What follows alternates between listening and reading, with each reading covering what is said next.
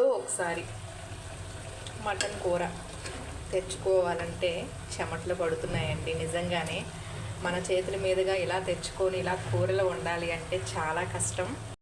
ఏదైనా అకేషన్స్ అప్పుడో లేకపోతే ఎవరైనా వచ్చినప్పుడో తీసుకురావడం తప్పదు. నెలకో 2 నెలలకో తెచ్చుకున్న మటను అండి, మరి ప్రైసెస్ ఎలా ఉన్నాయి చెప్పండి? చాలా ఎక్కువగా ఉన్నాయి.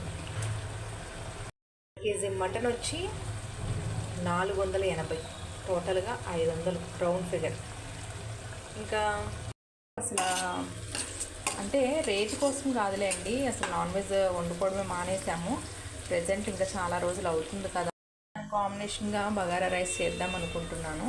ప్లెయిన్ బగారా రైస్, రసం ఇలాగే అనుకున్నా కానీ ప్లాన్ చేద్దాం అనుకున్నాం. కానీ ఈ రైస్ కూడా చేసి చాలా రోజులు అవుతుందండి. ప్లెయిన్, అది మన మిడిల్ క్లాస్ కష్టాలు.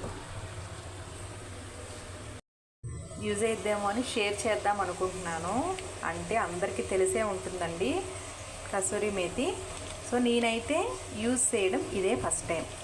అయితే దీని ప్రైస్ వచ్చేసి 10 రూపీస్ అండి. అందుకని అంటే యూజ్ చేయకపోతే వాళ్ళ కోసం నేను చెప్తున్నాను, 10 రూపీస్ కాబట్టి.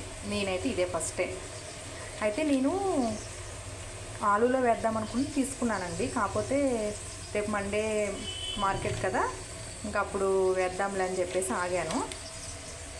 తీసుకొని అప్పుడు ఫ్రై చేస్తాను. ప్రెజెంట్ ఏంటంటే కొంచెము ప్లెయిన్ రైస్లో కొంచెం వేద్దాం అనుకుంటున్నాను. నెక్స్ట్ వచ్చేసి కొంచెం మటన్లో కూడా వేద్దాము.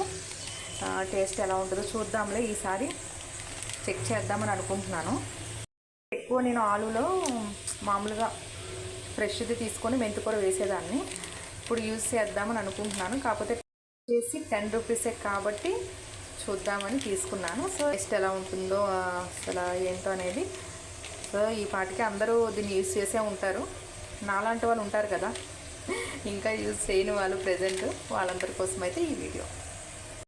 అయితే కొంచెమే వేస్తున్నాను అండి, నేను ఎక్కువ వేయట్లేదు. ఎందుకంటే ఏమో ఎప్పుడు వేయలేదు, మళ్ళీ టేస్ట్ డిఫరెంట్ వచ్చేస్తుంది అందులో రైస్లో. అంటే మళ్ళీ ఏమో ఆ ఫ్లేవర్ టేస్ట్ ఏమన్నా మారిద్దామో అందుకని కొంచెమే యాడ్ చేస్తాను, ఎక్కువైతే యాడ్ చేయలేదు. ఇక ఇందులో అయితే లాస్ట్లో యాడ్ చేద్దాము. మొత్తం కర్రీ లాస్ట్ మనం కొత్తిమీర వేస్తాం కదా, ఆ టైంలో కొంచెం ఇది కూడా వేద్దాం.